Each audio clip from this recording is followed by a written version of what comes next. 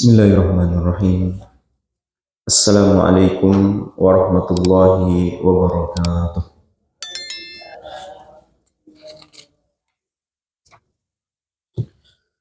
Alhamdulillah. Alhamdulillahi hamdan yuwafi ni'amahu wa yukafi'u mazidah. Asyhadu an la ilaha illallah wahdahu la syarikalah. Wa asyhadu anna Muhammadan abduhu wa rasuluhu la nabiyya ba'dah.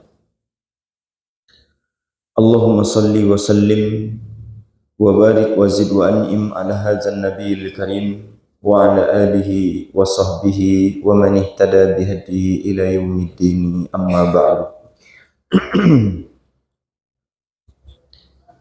Puji beserta syukur kita haturkan kepada Allah Subhanahu wa taala.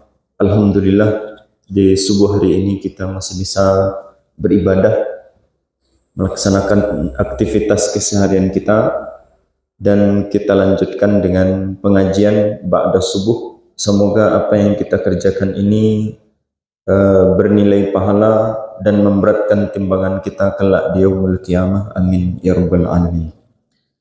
Kemudian salawat dan salam kita perbanyak mengucapkan untuk junjungan Nabi besar kita Muhammad sallallahu alaihi wasallam. Bapak Ibu jamaah salat subuh yang dimuliakan Allah Subhanahu wa taala. Pada pembahasan sebelumnya kita membahas tentang bahwa tabiat dari surga dan neraka itu adalah kalau surga dipenuhi dengan jalan bertaburkan duri, bil makarih, jalan ke surga itu sulit, susah, dan jalan menuju neraka itu ditaburkan bunga, dalam artian mudah dan gampang untuk dilewati. Orang kalau masuk surga itu memang bamodal. Kalau masuk neraka gratis. Adalah istilahnya waktu itu. Kalau masuk surga harus ada modal waktu, modal uang untuk bersedekah, modal yang lainnya. Tapi kalau masuk neraka tidak ada modal, gratis, bisa masuk neraka. Tidak usah solat, tidak usah beribadah, maka insya Allah nanti langsung masuk neraka. Nah, setelah itu penulis rahimahullah ta'ala membahas tentang bab ihtijajul jannati wan nari wa sifatu ahliha. Penulis membahas tentang ciri-ciri dari penduduk surga dan neraka. Ciri-ciri dari penduduk surga dan neraka. Di sini beliau tidak memisahkannya apa saja ciri-ciri penduduk surga dan apa saja ciri-ciri penduduk neraka. Tapi yang jelas kita akan bacakan hadis-hadis yang dibawakan oleh penulis rahimahullahu ta'ala. Yang pertama, dalam riwayat Imam Bukhari dan hadis ini sahih dari Abu Hurairah radhiyallahu ta'ala anhu, beliau berkata bahwa Rasulullah SAW bersabda, ihtajjatil jannatu wan naru. Surga dan neraka itu nanti berdebat nanti di akhirat. Model perdebatannya wallahu a'lam. Tapi segala sesuatu nanti itu Bapak Ibu, kalaulah terjadi yang namanya hari kiamat, segala sesuatu yang Allah izinkan atau Allah inginkan berbicara, mereka bisa berbicara. Tangan yang tidak biasa berbicara nanti di akhirat bisa berbicara. Bumi yang biasanya diam saja, diinjak-injaknya diam saja, nanti di akhirat kalau Allah inginkan dia berbicara, maka dia akan berbicara. Dalam surah Al-Zalzalah Bapak Ibu, yauma idzin tuhaddisu akhbaraha. Hari itu bumi itu menceritakan, menjadi saksi terhadap apa yang terjadi di atasnya. Artinya di sini bumi itu berbicara. Bahwa pembicaraannya itu bukan urusan awak, bukan urusan awak. Itu adalah kehendak dari Allah Subhanahu wa ta'ala. Bahkan sebelum terjadinya hari kiamat saja Bapak Ibu, kalau Allah menginginkan sesuatu yang menurut awak mustahil berbicara, itu kalau Allah inginkan dia bisa berbicara. Dia bisa berbicara. Contohnya Bapak, kalau di zaman Nabi Sallallahu Alaihi Wasallam, dalam hadis itu disebutkan Nabi didatangi oleh atau mendatangi seorang Arab Badui di tengah jalan, ya. Dan yang ado itu hanya Nabi dengan orang Arab Badui tadi. Kemudian Nabi SAW mengajak orang ini masuk Islam, orang Arab Badui ini. Kemudian orang Arab Badui itu bertanya, "Waman yashhadu laka?" Siapa yang bersaksi bahwa engkau itu adalah Rasulnya Allah? Maka kata Nabi SAW, pohon ini, ditunjuk pohon itu oleh Nabi. Kemudian kata orang Arab Badui tadi, bagaimana mungkin pohon ini bisa berbicara? Maka pohon itu kemudian ditunjuk oleh Nabi SAW, berjalan, kemudian dia berbicara. Kemudian dia berbicara. Itu menunjukkan bahwa segala sesuatu itu Bapak, dia bisa berbicara. Jangankan di akhirat, nanti di dunia saja kadang-kadang sudah Allah perlihatkan. Atau hadis yang lebih kuat lagi, yang lebih sahih lagi Bapak, yang disebutkan oleh Nabi SAW ketika beliau bercerita nanti di Madinah kepada para sahabat beliau. Kata Nabi SAW, "Inni la'alamu anna hajaran kana yusallim alayya." Kata Nabi kepada para sahabat, saya masih ingat sampai sekarang sebuah batu, atau ada beberapa batu, kata Nabi SAW, yang ketika ambo dulu di Makkah, ini setiap ambo lewat, ini mengucapkan salam kamu. Batu bisa mengucapkan salam, batu bisa berbicara. Jadi di sini yang ingin kita sampaikan, yang pertama, jangan kita heran dengan dalil-dalil bahwa benda-benda mati nanti di akhirat itu akan berbicara.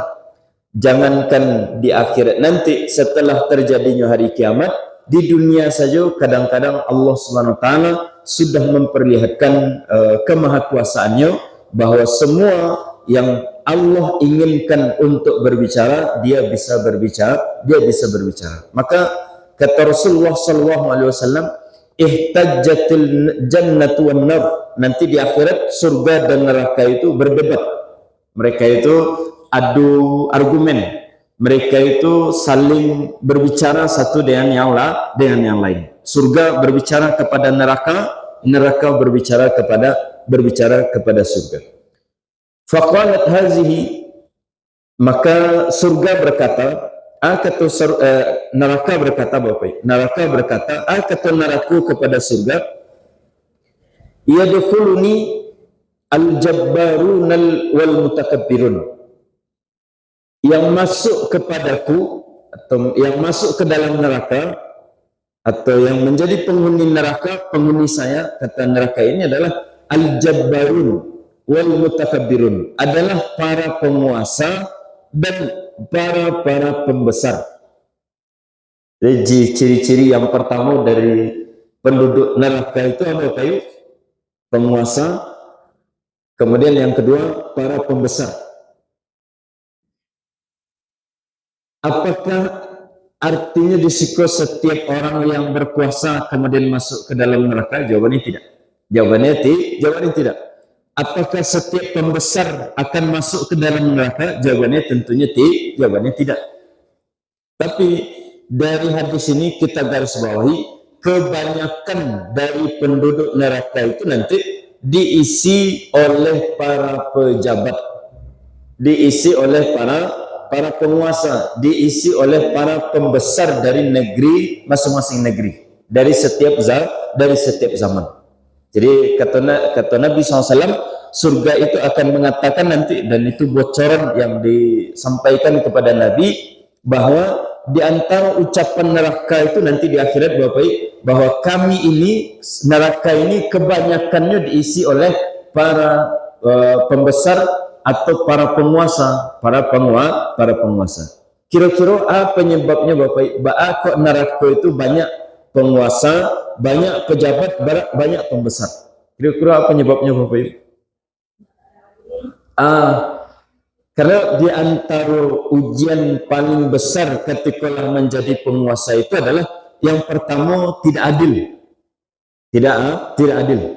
Ini ada yang dimudahkan urusannya, ada yang dipersulit. Kalau dari orang-orang yang dia berhutang budi, maka dimudahkan urusannya. Kalau dari orang-orang yang bukan dari partainya, bahkan lawan dari partainya, oposisinya dan sama macamnya, itu dipersulit. Itu dipersulit. Jadi ada ketidakadilan. Makanya kata Nabi SAW, kalau sekiranya sampailah pemimpin itu adil, maka Allah SWT akan memberikan hak istimewa nanti di akhirat. Tapi kebanyakannya tidak begitu.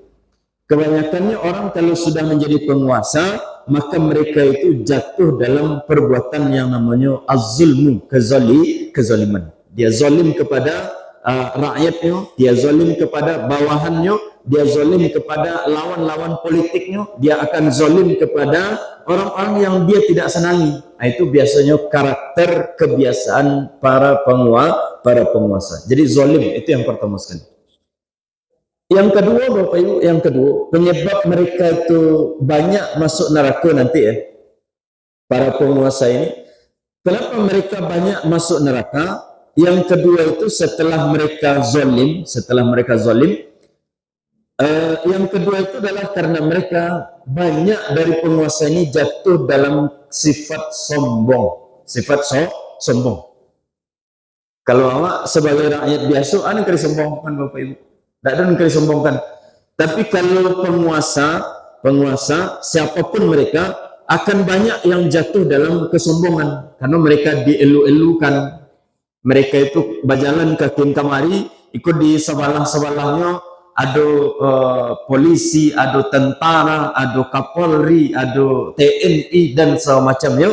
Pengawalan mereka itu super ketat. Kemudian masyarakat minta berfoto itu susah banget. Biasanya keadaan seperti ini itu menjadikan orang itu gampang untuk sombong. Ciri-ciri sombongnya Bapak, kalau tidak dihargai orang berangnya. Kalau orang-orang mengelu-elukannya, orang-orang kemudian menghormatinya, merasa dirinya pantas untuk mendapatkan semua itu karena dia penguasa, karena dia pemimpin. Tapi kalau tidak dihargai, tidak dihormati, dia akan kecewa. Ini diantara ciri orang sombong kan begitu. Di antara ciri orang sombong itu adalah dia senang mendapatkan pujian, dia senang mendapatkan penghargaan dari orang lain, tapi giliran dia tidak dihormati, tidak dianggap, dibiasakan saja, mereka agak kecewa. Itu diantara ciri-ciri orang itu sudah jatuh pada perbuatan sombong. Kata Nabi SAW, la yadkhulul jannah man kana fi qalbihi misqala habbatin min kibrin. Kata Nabi SAW, orang itu tidak bisa masuk surga selagi di dalam hatinya masih ada kesombongan. Walaupun kesombongan itu hanya sebesar zarrah saja, sedikit saja kesombongan. Dengan kekuasaan, dengan jabatan yang mereka dapatkan, ada saja sedikit kesombongan yang ada pada diri mereka, termasuk awak juga. Awak-awak yang bukan penguasa, bukan raja, bukan pejabat ini, apalagi kalau mereka saja yang pantas untuk sombong, kata Allah SWT atau kata Nabi, tidak berhak mereka masuk ke dalam surganya Allah SWT, apalagi yang lain. Jadi ini diantara penyebab kenapa orang-orang penguasa itu, para pejabat, para pembesar dari kalangan-kalangan masing-masing itu, kenapa mereka susah masuk surga? Karena dua hal tadi. Yang pertama, mereka itu zalim dengan tanda tangannya. Ini ada kasus apa Bapak Ibu? Rampang dan macam-macam lah kasus yang ada di negeri kita ini ya.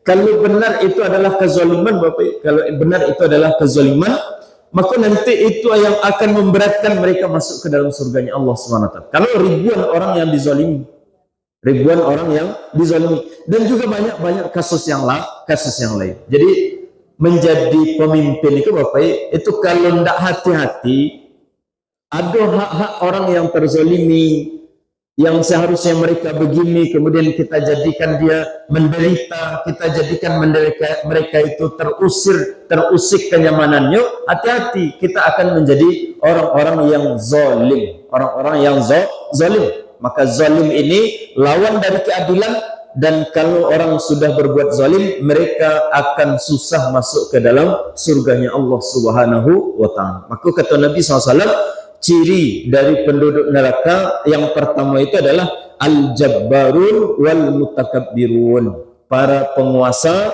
dan juga para penguasa dan juga para pembesar, para pembesar. Al-mutakabbirun. Al-mutakabbirun itu bisa maknanya yang pertama itu para pembesar tadi, Bob. Bisa juga yang kedua maknanya itu adalah orang-orang yang sombong. Nah, kalau orang-orang yang sombong berarti lebih umum. Siapapun dari umat ini yang sombong, mereka akan masuk ke dalam nerakanya Allah Subhanahu wa ta'ala. Menjadi pejabat sombong, neraka. Menjadi atasan sombong, masuk neraka. Menjadi rakyat biasa sombong, neraka. Menjadi orang kaya sombong, neraka. Menjadi orang miskin sombong, apalagi orang miskin.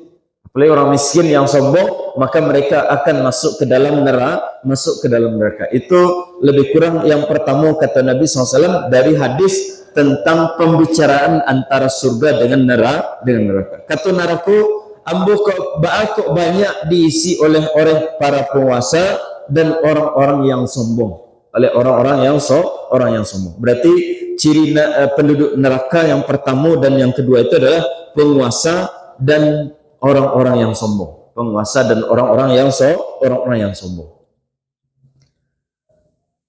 Makanya kalau dalam hadis Nabi SAW sebisa mungkin kalau bisa menghindar, kalau rasa-rasanya tidak taluk ya, rasa-rasanya tidak taluk menjadi pemimpin, menjadi pejabat, sebisa mungkin menghindar. Kalau seandainya tidak taluk, rasanya akan berbuat adil, menghindarlah sejauh-jauhnya. Seperti yang dicontohkan oleh imam-imam kita, misalkan Imam Abu Hanifah, Imam Malik, Imam Syafi'i, Imam Ahmad bin Hanbal, itu sampai imam ke bapak, semua mereka itu menolak untuk dijadikan hakim di pemerintahan Islam pada saat itu. Karena mereka lebih suka untuk berhati-hati, mereka itu lebih suka untuk mengajarkan agama saja, dan mereka tidak suka memangku satu jabatan yang ada karena takut tidak adil tadi. Takut dia sombong, takut dia tidak adil, maka mereka lebih memilih dipenjarakan gara-gara tidak namuh menjadi hakim daripada menerima jabatan tadi, kemudian mereka jatuh dalam kesombongan, jatuh dalam kezaliman. Itu kalau zaman dulu. Kalau zaman kini lihat dojo orang menolak jabatan Bapak Ibu. Barabi ini Bapak Ibu. Ba'anang kadafik kalau zaman kini, ba'anang kadafik. Orang-orang yang tidak ada sama sekali nampaknya bakat menjadi pemimpin, barabi kini. Yang biasanya melawak, kinilah dia jadi pejabat. Yang biasanya melawak-lawak saja kerjanya, tidak jalih, figurnya tidak jalih, bakat dia menjadi pemimpin itu tidak nampak. Tapi barangkali gara-gara pitih banyak, mereka ingin menjadi pemimpin, mereka ingin menjadi pejabat di negeri ini. Jadi kalau zaman dulu, kalau zaman kini memang jauh perbedaannya yang terjadi. Zaman dulu orang berhati-hati, umat Islam ini berhati-hati. Kalau rasa-rasanya tidak taluk, mereka akan menolak walaupun mereka harus dipenjarakan. Kalau zaman kini, supaya menjadi pejabat walaupun dengan cara dipenjarakan, dengan cara korupsi, dengan cara macam-macam lah. Walaupun tantangan itu dipenjarakan, mereka akan mengejarnya. Kalau orang dulu, biarlah dipenjara daripada tidak jadi pejabat. Kalau orang kini, biarlah dipenjara, salai bisa jadi pejabat. Jadi ini perbedaan antara orang dulu dengan zaman sekarang. Kira-kira penyebabnya Bapak, semakin tipisnya rasa takut kepada Allah Subhanahu wa ta'ala. Orang-orang dulu itu ketika disampaikan oleh Nabi SAW bahwa penduduk neraka itu banyak dari kalangan para pembesar, dari kalangan pejabat, dari kalangan penguasa. Mereka takut mana untuk menjadikan diri mereka itu sebagai penguasa. Orang kini tidak ada takutnya sama sekali. Tidak ada takutnya. Takut dengan orang lain ini tidak, bahkan sampai takut dengan Tuhan pun tidak. Orang zaman kini banyak udah itu. Jangan takut dengan penjara, takut dengan orang lain, takut dengan Tuhan saja. Orang kini zamannya tidak takut mereka lagi kepada Tuhan, kepada Allah Subhanahu wa taala. Mereka berabik-rabiklah dalam meraih kekuasaan. Ini yang pertama kata Nabi SAW, ciri di antara penduduk neraka. Wa qalat hazihi, kemudian surga juga berkata, kata surga nanti di akhirat Bapak Ibu, yadkhuluni ad-du'afa wal masakin. Kata surga, kok yang masuk ke dalam surga ini kebanyakannya adalah dari kalangan orang-orang lemah dan orang-orang miskin. Orang-orang lemah dan orang-orang miskin itu banyak masuk ke dalam surga. Dan itu yang disampaikan oleh Nabi SAW dalam hadis ini, bahwa nanti di akhirat surga itu akan mengatakan, kami kok banyak penduduknya itu dari kalangan orang-orang lemah dan juga orang-orang miskin. Faqala Allahu li hazihi, maka Allah Subhanahu wa taala mengatakan kepada surga dan neraka, anta azabi u'azzibu bika man asya. Engkau adalah siksaanku dan saya akan memasukkan kepadanya siapa yang ingin ambu siksa, itu kepada neraka. Wa qala li hazihi, kemudian Allah berfirman kepada surga, anta rahmati arhamu bika man asya. Engkau adalah rahmatku, saya ingin memberikan rahmat kepada mereka siapa saja yang saya inginkan. Wa likulli wahidatin minkuma malauha, dan masing-masing kalian akan ada penghuninya masing-masing. Kalian surga, kalian neraka akan ada penghuninya masing-masing. Jadi gambaran umum tentang surga dan neraka, yang pertama sekali bahwa yang masuk ke dalam neraka ternyata nanti banyaknya dari kalangan pejabat. Banyak pejabat larinya ke neraka nanti. Dan ciri dari surga itu adalah banyak nanti orang-orang miskin yang masuk ke dalam, banyak orang lemah, orang miskin yang masuk ke dalam surga. Pada umumnya banyak orang-orang lemah dan orang-orang miskin yang masuk ke dalam surganya Allah Subhanahu wa taala. Pertanyaannya barangkali Bapak sama dengan pertanyaan, apakah setiap pejabat, setiap penguasa masuk ke dalam neraka? Jawabannya tidak. Ada juga pejabat-pejabat, ada juga penguasa-penguasa yang mereka itu adil, yang mereka itu banyak amal-amal kebaikan yang mereka lakukan. Mereka tidak suka menzalimi orang lain, tidak suka menzalimi orang lain. Nah, sama yang masuk ke dalam surga itu walaupun kebanyakannya adalah dari orang-orang lemah dan orang-orang miskin, tapi pertanyaannya, apakah setiap orang miskin, orang lemah masuk ke dalam surga? Jawabannya tidak.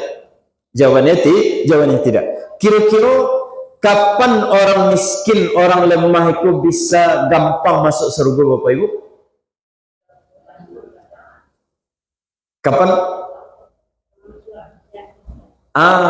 Orang lemah, orang miskin ini akan mudah sekali masuk surga kalau dia bersabar. Bersabarnya Bapak Ibu, di samping ibadah tentunya wajib ya. Dia sholat, walaupun sholatnya barangkali biasa-biasa saja, ibadahnya tidak sebanyak, sedekahnya tidak sebanyak orang kaya yang bersedekah, tapi dia bersabar dengan kemiskinan yang yang diujikan oleh Allah SWT, maka orang yang seperti ini gampang masuk surga. Gampang mereka ini masuk surga. Banyak hadis dari Nabi Bapak yang menunjukkan bahwa orang-orang miskin itu banyak yang kemudian masuk ke dalam surganya Allah Subhanahu wa taala. Bahkan dalam hadis Nabi SAW pernah berdoa, kata Nabi SAW, Allahumma ahyini miskinan wa amitni miskinan wa syurni fi zamratil masakin. Kata Nabi SAW, ya Allah, hidupkan ambo dalam keadaan miskin, matikan ambo dalam keadaan miskin, kumpulkan ambo nanti bersama orang-orang miskin. Bahkan nanti di akhirat, orang yang pertama sekali masuk surga itu siapa Bapak Ibu? Orang-orang miskin. Orang-orang miskin. Di antara penyebabnya adalah kenapa mereka itu capek masuk surganya Bapak Ibu? Karena kalau orang kaya itu kan banyak, hisapnya itu banyak. Harta-harta mereka itu akan dihisap. Tapi kalau orang miskin anu ke dihisap. Tidak banyak yang dihisap. Semua belanja di swalayan barangkali semakin lama semakin banyak belanja satu gerobak atau satu apa namanya itu. Semakin lama di kasirnya nanti semakin tidak ada belanja, semakin lapang jalan lurus saja. Tidak ada berhenti-berhenti. Itu kalau namanya miskin. Jadi ini akhirat nanti juga itu. Orang yang pertama sekali masuk surga dari umat Nabi Muhammad SAW, dari hadis yang sebelumnya pernah kita sampaikan, itu adalah fuqara'ul muhajirin. Orang-orang fakir, orang-orang miskin dari kalangan muhajirin. Mereka yang duluan masuk surga. Orang-orang kayunya nanti setelah itu baru masuk ke dalam surganya Allah Subhanahu wa taala. Karena sekali lagi orang miskin itu tidak banyak yang akan dihisap nanti di akhirat. Yang akan ditimbang tidak banyak, yang akan dihisap tidak banyak. Mereka hidupnya itu lapang nanti di akhir, Nah, sekali lagi yang menjadikan mereka itu mudah masuk ke dalam surga kalau mereka itu sabar. Tapi kalau ada orang miskin yang tidak sabar, yang tidak sabar ya Bapak, dengan hidup yang dia dapatkan, dengan kemiskinan yang diujikan oleh Allah Subhanahu wa taala, tidak bisanya bersabar, maka justru dia akan masuk ke dalam nerakanya Allah Subhanahu wa taala.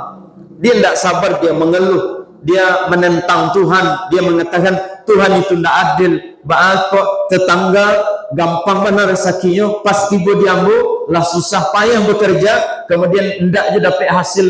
Itu namanya membangkang, menentang Tuhan. Tapi kalau orang miskin tadi menerima yang ditakdirkan oleh Allah SWT, masing-masing itu ada jatahnya, ambil dapat jatah yang seketiknya, maka kemudian dia bersabar. Orang yang seperti ini yang nanti di akhirat akan dimasukkan oleh Allah SWT, akan dimudahkan prosesnya masuk ke dalam surganya Allah Subhanahu wa taala. Orang-orang miskin, orang-orang lemah. Orang-orang miskin dan orang-orang lemah. Biasanya miskin itu menjadikan orang tadi lemah. Makanya Nabi SAW mengatakan orang miskin dan orang lemah. Karena biasanya dengan kemiskinan mereka itu tidak menjadi orang kaya. Dengan miskin dia susah menjadi penguasa. Dengan miskin dia tidak dihormati, tidak dihargai seperti yang lain-lainnya. Orang miskin itu biasanya lemah. Karena dengan kemiskinan sekali lagi orang tidak terlalu dianggap benar, tidak terlalu dianggap. Berbeda juga orang kayu, berbeda juga pejabat, berbeda juga orang-orang elit misalkan, mereka itu kakin kemari, ada yang mengawalnya, mereka dihormati, mereka disegani. Tapi kalau orang-orang miskin, siapa yang menghormati Bapak Ibu? Tidak ada. Itu yang pertama ya, mudah mereka nanti dalam hisabnya oleh Allah SWT. Yang kedua, bersabar ya, kalau mereka itu bersabar dengan kemiskinan tadi. Karena sabar itu Bapak, sabar sekali lagi, orang-orang yang sabar itu akan diberikan pahala oleh Allah SWT dengan pahala tanpa batas. Jadi dalam Al-Quran Allah SWT menyebutkan innama yuwaffas sabiruna ajrahum bighairi hisab. Itu dalam surat apa itu Bapak Ibu? Bighairi hisab.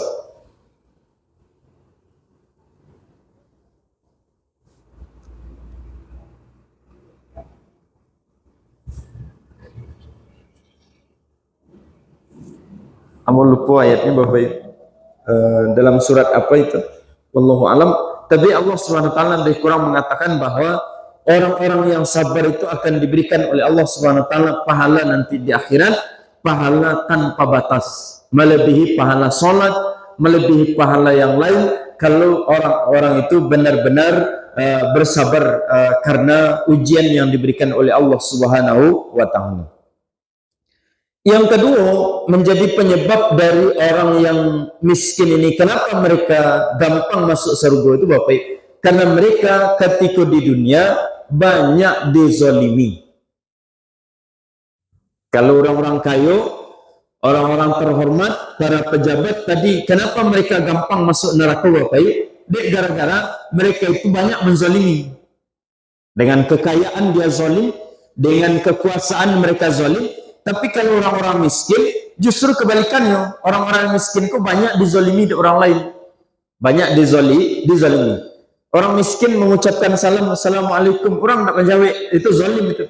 Dia sedang dizalimi. Kalau ini bersabar dengan keadaan model itu Bapak, maka dia akan mendapatkan pahala yang sangat besar dari Allah Subhanahu wa taala. Jadi kuncinya memang sekali lagi Bapak, kuncinya kalau kita diuji dengan kemiskinan oleh Allah Subhanahu wa taala, bersabar awak dengan takdir tadi, bersabar kalau awak tidak terlalu dihormati, bersabar awak kalau salam awak tidak dijawab oleh orang lain, bersabar awak kalau awak bersenyum ke orang lain, senyum awak ke orang lain, orang tidak mau senyum menjawab, sabar saja. Itu akan memudahkan awak nanti akan masuk ke dalam surganya Allah Subhanahu wa taala. Makanya dalam hadis itu Bapak, Nabi sallallahu alaihi wasallam di sini kita sebutkan yang pertama, hadis tentang orang-orang lemah ya, orang-orang lemah yang diistimewakan oleh Nabi SAW, sangat diistimewakan oleh Nabi. Yang pertama contohnya Bapak, ada seorang perempuan berkulit hitam, sudah tua, budak leleh. Jadi lengkaplah sadonya pada orang tadi. Dia perempuan tua, kemudian berkulit hitam, kemudian budak leleh. Dia bukan orang merdeka, dia berkulit hitam, dia kemudian sudah tua. Keraja perempuan ke Bapak menyapu, menolong, membarasian Masjid Nabawi. Tukang sapu Masjid Nabawi. Disapunya Masjid Rasulullah sallallahu alaihi wasallam. Nabi dalam satu kesempatan keluar dari kota Madinah, kemudian pulang-pulang, Nabi tidak mencalik perempuan tadi. Para sahabat tidak ada yang bahagia tahu bahwa perempuan tadi sudah meninggal dunia. Maka Nabi SAW bertanya, mana perempuan yang biasa menyapu di situ? Namanya tidak dikenal, hanya terkenal sebagai tukang sapu dari Masjid Nabawi saja. Saking tidak terhormatnya orang tadi Bapak, itu namanya tidak tahu orang. Saya namanya tidak jaleh. Saking tidak terkenalnya, itu hanya dikenal sebagai tukang sapu dari Masjid Nabawi. Kata sahabat mengatakan, ya Rasulullah, perempuan tadi lah meninggal dunia. Dan para sahabat itu ketika menyampaikan berita, ketika lebih tanya dari Nabi, ketika menyampaikan berita orang ini sudah wafat, sudah meninggal dunia, seolah-olah para sahabat itu tidak menganggap penting urusan perempuan tadi untuk Nabi Shallallahu Alaihi Wasallam. Perempuan itu hanya tukang sapu, sedangkan Nabi adalah pimpinan kaum muslimin yang sangat diagungkan, yang sangat besar. Beliau adalah Nabi, beliau adalah Rasul, beliau adalah panglima perang, beliau adalah orang yang jauh jaraknya dari segi kemuliaan dengan perempuan tadi. Maka tidak perlu kemudian dibicarakan perempuan tadi menurut para sahabat. Lalu gunanya menyampaikan berita ini kepada Nabi. Ternyata kata Nabi, Bapak Ibu, ala azantumuni, kenapa kalian tidak memberitahu kepadaku? Bakal kalian tidak mau tahu? Bakal kalian membiarkan dia mati kemudian tidak bagi kabar kepada aku? Kata Nabi sallallahu alaihi wasallam, dullani ala qabriha, tunjukkan Nabi di mana kuburannya. Maka Nabi SAW pergi ke kuburannya, kemudian mendoakan, salat dan kemudian mendoakan. Ini artinya apa Pak? Bahwa orang-orang yang lemah diistimewakan oleh Nabi besar kita Muhammad sallallahu alaihi wasallam. Makanya Nabi itu sekali lagi Bapak, doa Nabi tadi Bapak Ibu, Allahumma ahyini miskinan, ya Allah hidupkan aku dalam keadaan miskin. Nabi itu Bapak, kalau zaman kini barangkali berusaha untuk kaya, kalau Nabi berusaha untuk miskin. Melalui doa yang beliau ucapkan, melalui gerak-gerik yang beliau lakukan, beliau berusaha untuk miskin. datang pitih banyak-banyak kepada beliau, beliau sedekahkan langsung. Miskin boleh. Baru kayu suatu saat Bapak datang dapat ghanimah, misalkan dari peperangan dapat ghanimah harta yang sangat banyak, 1/5 dari ghanimah tadi. Kemudian apa yang dilakukan oleh Nabi setelah menjadi kaya raya dengan harta ghanimah yang sangat banyak tadi, beliau kemudian langsung sedekahkan saja. Miskin lu balik. Berusaha untuk miskin. Kalau berusaha untuk kaya. Tapi tidak masalah. Cuman memang awak aku Bapak Ibu beda levelnya dengan Rasulullah Sallallahu Alaihi Wasallam. Sama dengan Khalifah Abu Bakar, Khalifah Umar Ibn Khattab. Mereka ini adalah orang-orang yang gaya hidupnya mirip dengan Nabi Sallallahu Alaihi Wasallam. Mirip benar. Umar Ibn Khattab datang ghanimah, ada jatah beliau yang sangat banyak, beliau kemudian sedekahkan miskin lu balik. Itu gaya hidup dari mereka-mereka yang suka hidup dalam keadaan miskin. Nah, kalau model itu tuh Bapak, kira-kira lama ndak hisap nanti di akhirat Bapak. Jangan tidak. Dapat pitih langsung keluar saudara. Dapat pitih keluar langsung saudara. Tapi kalau dapat pitih dibelikan belikan baju, satu lemari, belikan perabotan, sadonya dihisap nanti di akhirat. Sadonya dihisap. Tapi kalau dapat pitih langsung diagen ke orang lain, hisapnya cia saja. Kamu apa pitih tadi? Itu kasih pulang, selesai. Kan ada itu. Tapi kalau dibalikan baju, nanti dihisap, ditanya, lah barang baju yang ada, bakal dibalik balik untuk baju banyak-banyak, mubazir dan semacamnya. Itu akan dihisap nanti di akhir. Makanya orang ini kalau hidupnya miskin, mereka akan mudah nanti perjalanannya di akhir. Dan itu gaya hidup dari Rasulullah Sallallahu Alaihi Wasallam. Beliau tidak suka hidup kayu. Beliau berdoa, Allahumma ahyini miskinan. Ya Allah, hidupkan aku dalam keadaan miskin.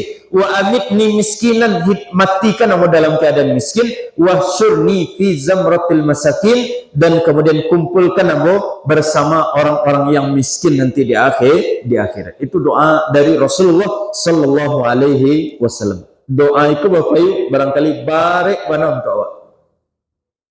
Balik mana ya, tidak usah dipaksakan Bapak Ibu, hidup saja yang penting kalau diberikan kemiskinan awak bersabar, kalau dimudahkan rezeki atau berusaha menjadi kaya, tidak masalah juga, tidak ada celaannya dalam Islam. Cuman ketika menjadi kaya bersyukur. Jadi kalau miskin bersabar, kalau kaya bersyukur, itu kedua-duanya elok. Cuman kalau ditanya mana yang lebih rancak Bapak, kayu bersyukur dengan miskin bersabar?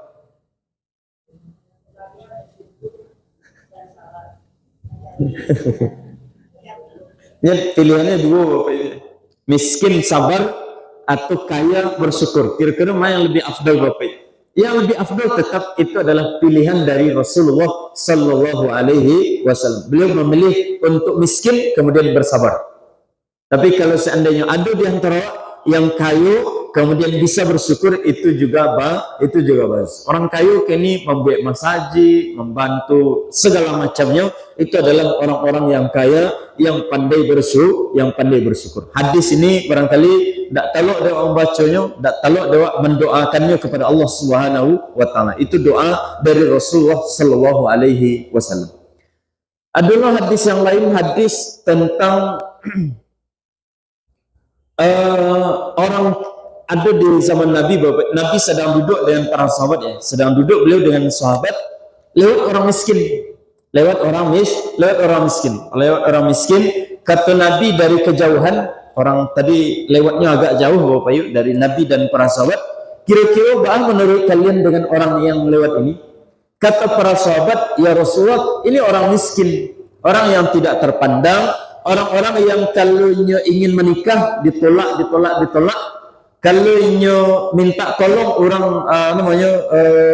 menghindar darinya, orang tidak mau menolongnya, orang akan menghindar darinya. Kalau tidak dihormatilah, dia miskin, dia lemah, sehingga tidak sama dengan yang lain. Ini orang miskin. Kemudian lewat yang kedua, yang lewat itu adalah orang kayu gadang. Kata Nabi dengan para sahabat, wahai para sahabat, bagaimana dengan orang yang kedua ini? Kata para sahabat, orang yang kedua ini haza ghaniyun ya Rasul. Ini adalah orang kaya raya Iyo kalau minta tolong, jangankan minta tolong orang, sebelum minta tolong orang lah barabui, anu kena tolong, anu kena tolong. Kalau orang kayu kan ada itu, tidak minta tolong, orang barabuin, orang barabui menolongnya supaya karena pasti bisa dipastikan nanti ketika oleh ditolong ada imbalannya, ada imbalan. Kalau ingin menikah dengan yang lain, capek-capek orang menerima sadanya. Walaupun yang lah tua lah gaib, misalkan menikahnya dengan anak gadis diterima aja baru. Dia mau hak warisannya banyak, bersabar agak 10 tahun mati warisannya banyak. Itu kalau orang kayu. Tapi kalau orang miskin kan ada itu. Orang miskin dipikirnya kalau mau hidup miskin jadinya susah nanti dan semacamnya. Tapi kalau orang kayu lanjani muka mati bapak menikahnya anak gadis tadi namu aja menerima, keluarganya namu aja menerima dulu. Bahkan itu bapak karena nanti dalam pikirannya dalam fase yang ikut bersabar cuma 10 tahun habis itu mati. Banyak dapat warisan. Itu kalau orang kayu mudah itu menikah diterima, kemudian disambut dihargai oleh orang lain. Kata Nabi ternyata bapak, kata Nabi SAW, orang yang pertama tadi berarti orang miskin. Orang yang pertama tadi kata Nabi SAW jauh lebih baik daripada orang yang kedua ini, walaupun orang yang kedua ini jumlahnya sepenuh bumi ini. Orang yang miskin tadi kata Nabi SAW itu jauh lebih baik kata Nabi SAW daripada orang yang kedua ini, orang kaya tadi. Walaupun orang kaya ini jumlahnya adalah sepenuh bumi ke orang kaya tadi, orang miskin tadi jauh lebih baik. Ini menunjukkan yang pertama bapak, orang miskin itu lebih banyak orang yang mulianya daripada orang yang layak masuk nerakanya. Makanya banyak orang miskin masuk ke dalam surga dibanding masuk ke dalam neraka. Yang kedua, itu Nabi SAW menyampaikan yang tadi itu bapak, yang kita sebutkan barusan, itu kira-kira awak bisa mencontohnya atau tidak bapak yuk? Kira-kira awak bisa mencontohnya atau tidak? Misalkan ya, lewat orang miskin surang, kemudian lewat lo orang kaya surang. Kemudian bisa tidak awak mengatakan orang miskin ini lebih baik daripada orang kaya tadi, walaupun orang kaya ini sepenuh bumi. Kira-kira awak bisa mengatakan model itu atau tidak bapak yuk? Jawabannya tidak. Jawabannya tidak. Nabi mengatakan seperti yang beliau ucapkan tadi dalam sabdanya, karena itu berdasarkan wahyu dari Allah SWT bahwa orang yang miskin tadi lebih baik daripada orang kaya tadi. Kasusnya pada orang itu saja. Tidak bisa menyatakan setiap bertemu dengan orang miskin, bahwa orang kaya kemudian kita katakan orang miskin itu lebih baik daripada orang kaya. Tidak bisa, belum tentu. Itu adalah wahyu yang diwahyukan kepada Nabi. Awak tidak bisa mengatakan hal yang serupa. Hal yang serupa barangkali lebih baik orang kaya daripada orang miskin. Jadi tidak bisa hadis itu kemudian kita contoh, kita ucapkan kepada orang lain yang kita kenal, ini ada orang miskin, ini ada orang kaya. Tidak bisa awak menciplak hadis tadi kemudian mengatakan hal yang sama. Karena kalau untuk mengetahui yang sebenarnya kan awak tidak bisa mengetahui mana yang lebih mulia. Benarkah orang miskin ini lebih mulia daripada orang kaya, atau bahkan justru sebaliknya ternyata orang kaya ini yang lebih mulia daripada orang miskin ini? Itu wallahu a'lam. Wallahu a'lam. Tidak semua orang miskin lebih mulia daripada orang kaya, sebagaimana kebanyakan dari orang kaya itu memang tidak lebih mulia daripada orang miskin. Jadi itu lebih kurang kata Nabi Sallallahu Alaihi Wasallam. Jadi orang-orang lemah, orang-orang miskin, mereka akan banyak nanti sebagai penghuni dari penghuni surga. Kalau dengan satu catatan, mereka itu mereka bersabar. Ada banyak orang miskin zaman kini bapak sekali lagi, mereka mengeluh. Mereka kalau jualan itu bapak mengupat-ngupat, mereka kalau jualan menipu orang miskin itu. Sudahlah hidupnya miskin, manggalih dengan cara yang tidak benar, mau utang dengan cara yang tidak benar. Kemudian alai bapak, banyak orang miskin zaman kini yang ada itu. Nah, jadi ini kesengsaraan di dua tempat. Yang pertama di dunia, nanti sengsara pula di akhirat. Sanancaknya kalaulah diberikan kemiskinan oleh Allah SWT, diuji awak dengan kemiskinan, pandai-pandai menjadi orang miskin. Baca caranya Bapak, bersabar, mencari pitih, mau utang kepada orang lain, jangan sampai awak menzalimi orang lain. Itu kalau menjadi orang miskin. Dalam sebuah hadis yang lain, kata Nabi SAW, dijelaskan tentang makna dari miskin itu Bapak, manid dhaif. Ada orang yang bertanya kepada Nabi, siapa orang yang lemah ya Rasulullah? Siapa orang yang lemah? Maka Nabi SAW mengatakan, allazi yabra'u nafsahu minal hawli wal quwwati, yakni fil yawmi 20 marratan au 50 marratan. Ini hadisnya juga terdapat dalam Sahih Muslim, hadis yang ke-36, di mana Rasulullah SAW mengatakan, siapa orang yang lemah? Orang yang lemah itu adalah orang yang sering mengucapkan la haula wa la quwwata illa billah. Itu orang yang lemah. Barangkali dalam sehari Bapak 20 marratan au 50 marratan, 20 sampai 50 kali. Dalam sehari semalam dia berzikir la haula wala quwwata illa billah, la haula wala quwwata illa billah. Dia berzikir, dia minimal sering mengucapkan la haula wala quwwata illa billah. Karena biasanya Bapak, orang itu kalau sudah menganggap dirinya itu kuat, dirinya itu berkuasa, dirinya itu memiliki kelebihan, biasanya memandang segala sesuatu itu remeh saja saudara. Tapi kalau orang-orang yang lemah, orang-orang yang merasa dirinya lemah, baik dia orang kaya atau miskin, baik dia penguasa ataupun rakyat biasa, dia akan sering mengucapkan kepada Allah SWT, la haula wa la quwwata illa billah. Amun tak punya pilihan, kekuatan dan kekuatan itu hanya dari Allah Subhanahu wa Ta'ala.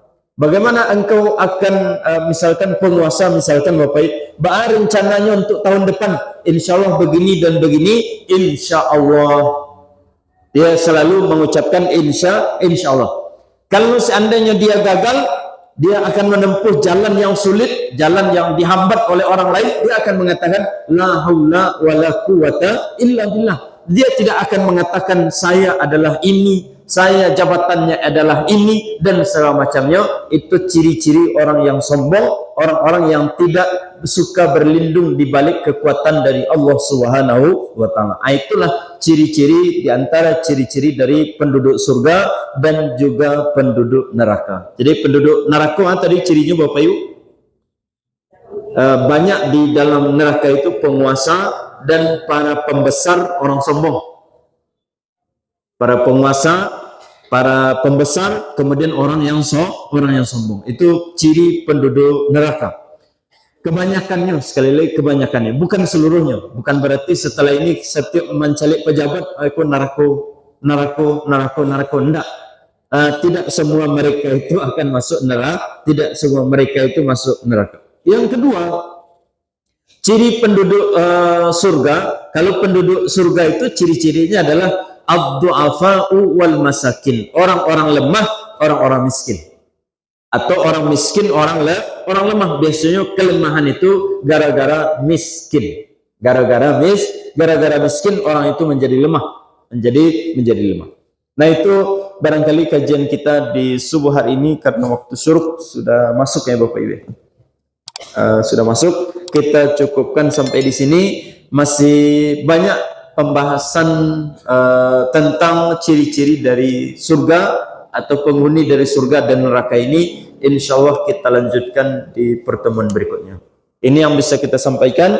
Semoga bermanfaat. Wassallallahu ala nabiyyina Muhammadin wa ala alihi wa sahbihi ajma'in. Wassalamualaikum warahmatullahi wabarakatuh.